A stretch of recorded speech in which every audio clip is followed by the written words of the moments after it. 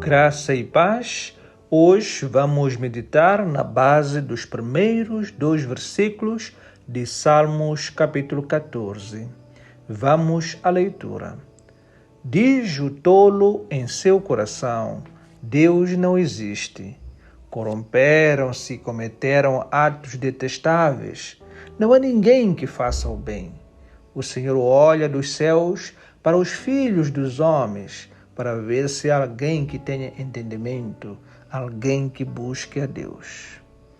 Quero apontar 2 características do que é ser ateu.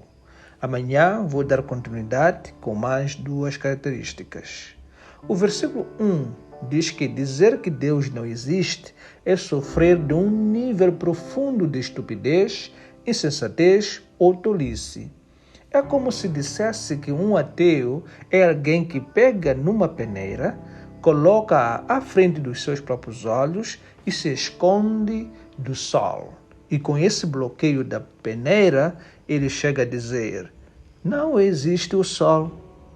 Mas o mais interessante para o salmista é que um verdadeiro ateu não é apenas aquele que escreve livros para defender a ideia de que Deus não existe, mas também, principalmente, é aquele que se corrompeu e pratica coisas detestáveis.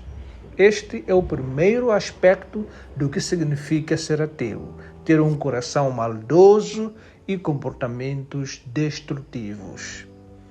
Se o meu coração alimentar e promover os maus pensamentos, os homicídios, os adultérios, as imoralidades sexuais, os roubos, os falsos testemunhos e as calúnias, então eu estou a dizer que Deus não existe ou que Ele não tem nenhum peso sobre mim. E por isso posso fazer escolhas e tomar rumo de vida que eu quiser. Se dissermos que Deus não existe e ainda vivemos à nossa maneira, então estamos na prática a dizer que Deus não existe.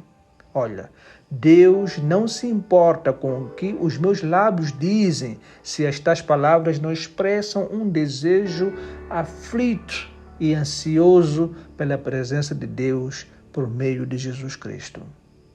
O segundo aspecto está no versículo 2. Diz que eles não têm entendimento. Não se trata de falta de inteligência. Há muita gente inteligente e bem educada no mundo que não tem entendimento espiritual. Trata-se de um entendimento como reconhecimento de que Deus não é apenas nosso Criador, mas também é nosso juiz. Muitas dessas pessoas inteligentes não têm esse tipo de entendimento. O ateu é aquele que ignora Deus como legislador e juiz sobre toda a humanidade. Uma das coisas que demonstra a falta de entendimento é a negação da própria experiência humana. Por exemplo, há pessoas que dizem que a culpa humana é coisa do cristianismo, que não sentiríamos culpa se não tivéssemos a suposta mentira da doutrina cristã do pecado. E assim ensinam as pessoas a tranquilizar as suas consciências, como se não houvesse pecado e culpa diante de juiz. Mas o facto é que ninguém pode escapar da realidade de que a nossa consciência está moralmente ativa, com ou sem cristianismo. Não entendo como alguém pode negar algo que faz parte da nossa essência como pessoas humanas. O salmista tem razão. Os ateus não têm entendimento. Outros admitem que somos moralmente responsáveis, mas pensam que a nossa consciência é produto de uma certa evolução e não tem nada a ver com o nosso Criador.